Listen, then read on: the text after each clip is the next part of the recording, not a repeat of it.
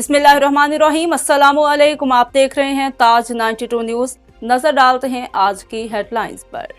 होलिया अल्लाह की कलंदरी कश्ती को दारुल सकून राशदाबाद में ईमान दस्तरखान पर देखकर दिल बाग बाग हो गया। ईमान दस्तरखान की टीम और राशदाबाद और दारुल सकून की इंतजामिया की बेहतरीन खिदमत हकीकी मानों में अल्लाह और उसके रसूल के अहकामात की तकमील का नमूना है।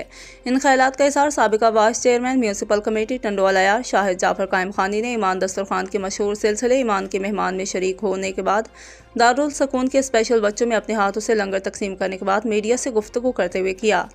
जबकि अजमल कायम खानी ने कहा कि आज ईमान दस्तरखान की रूह रवानी हमें ईमान दस्तरखान मदऊ करके हमें एक नई राह दिखाई है। हमारे शहर में एक ऐसा इदारा मौजूद है जहां अल्लाह के दरवेश मौजूद हैं। तहरीक अल्लाह अकबर के ज़िले जनरल सेक्रेटरी उस्मान गिल कश्मीरी ने कहा कि ईमान दस्तरखान इस सदी में टंडोवाला के शहरियों के लिए बड़ा तोहफा है। ईमान दस्तरखान का चलना अल्लाह की करामात का बेहतरीन नमूना है। इस मौका पर नाजिम खानजादा, अली शेख, सर इमरान इंचार्ज गुजरा कैसर और अब्दुल हमीद अब्बासी भी मौजूद थे।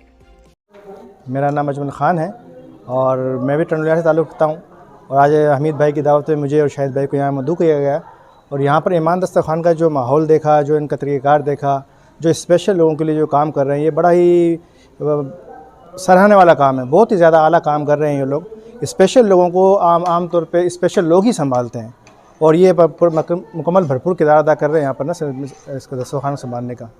तो बड़ी खुशी हुई है माहौल देख के और उम्मीद है मुझे और लोग भी स्पेशली जो भी आके यहाँ से विजुअली तौर पे विज़िट करेंगे तो उन्हें फिर इन लोगों को भी बहुत ज़्यादा फ़ायदा होगा, बच्चों को भी बहुत फ़ायदा होगा और दूसरों को भी हौसला उनका बढ़ेगा।